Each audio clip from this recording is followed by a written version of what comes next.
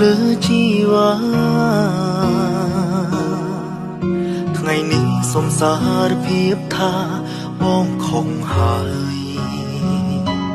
ចង់សូមអូនផ្ដល់ឱកាស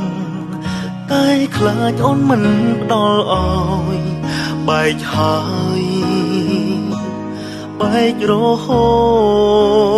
តមនុស្សស្រីធម្មតាម្នាក់ឲ្យខ្ញុំខូចចិត្តពេលនេះតួចង់គិតត្រឹមសោកាមនុស្សស្រីធម្មតាបងអើយតើរូបអូននៅទីណាឲ្យអូនដឹងទេថាស្រីធម្មតាម្នាក់ឲ្យខ្ញុំខូចចិត្តពេលនេះតួចង់គិតត្រឹមសោកា